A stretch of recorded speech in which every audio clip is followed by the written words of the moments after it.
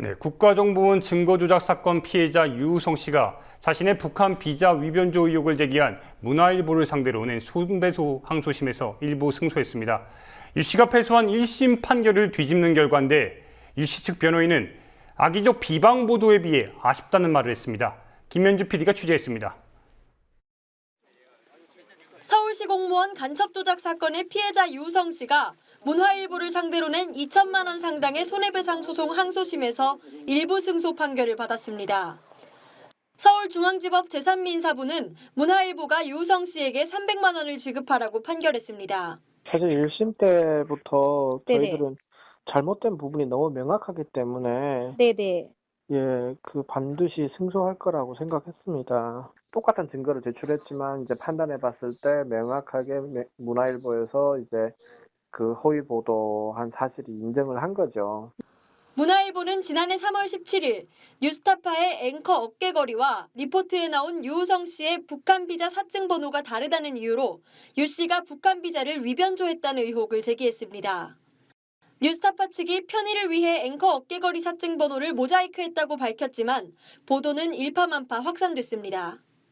이 보도가 당시에 문화일보가 이렇게 보도함으로써 이 분위기가 좀 달라졌었거든요. 왜냐하면 이 기사가 나간 시기가 한참 국정원의 문서 조작이 문제되고 있을 시점이었어요. 근데 그거에 대해서 대응해서 문화일보가 사실은 유우성도 조작을 했다라는 식으로 몰고 간 거예요. 이 기사의 이제 취지가 그런 거고.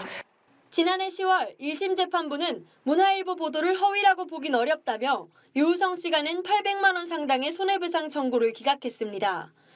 유우성 씨 변호인 측은 문화일보가 위변조가 아니라는 사실을 확인하고도 다르게 보도했다고 주장해왔습니다. 기사 보도가 나기로 한 11시 이전에 한 3, 4시간 전 8시쯤에 이제 양승문 변호사님한테 연락을 한 거예요. 이게 사실이냐 아니냐 해서 뉴스타파 측에 이제 연락을 해서 그게 사실은 뭐 허위, 위조나 이런 게 아니고 다만 보도상의 편의를 위해서 개인정보를 지운 거에 불과하지 위조된 건 아니다라고 명백하게 밝혔거든요. 알려줬었고. 근데 그 담당 기자가 너무 이제 좀 기사를 다 완성한 상태이기 때문에 내보낼 수밖에 없다라고 그냥 내보내버린 거예요, 사실은. 그런 얘기는 이제 카톡으로 사실 남아있습니다.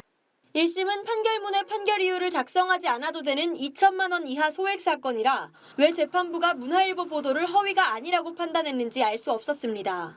피고의 보도 내용과 보도 경위에 비춰봤을 때 허위 보도라고 보기 어렵다는 한 줄만 판결문에 명시돼 있습니다. 판결 이유를 간단하게 쓰면서 어떤 증거나 어떤 거 사실관계 판단을 해서 이렇게 된 건지를 사실 알 수가 없었거든요. 그 판결 이유만 가지고는. 유우성 씨 변호인은 항소심 판결을 환영하면서도 악의적 비방 보도 수위에 비해서는 아쉬운 판결이라고 밝혔습니다. 서울시 공무원 간첩 조작 사건 당시 언론 보도에 대해 추가적 대응을 이어갈 것이라고도 밝혔습니다. 유우성 사건 같은 경우는 서울시 그 공무원 이제 그 간첩이라 해가지고 초반에부터 언론이 굉장히 많이 다뤘던 사건이에요. 그리고 당시에 굉장히 많은 오보가 나갔습니다. 이거는 아직 사실 빙산의 일각이에요. 당시 나갔던 오보에 비하면요. 그리고 그게 추가적으로 다른 소송들이 좀 진행이 되고 있어요. 유우성 씨는 상고 여부에 대해 문화일보 반응을 보고 대응할 것이라고 말했습니다. 문화일보 쪽에서 어떻게 하는가 따라서 저희들도 아무래도 대치할 것 같습니다. 정정보도도 우리가 요구를 할 거고요. 국민TV 뉴스 김현주입니다.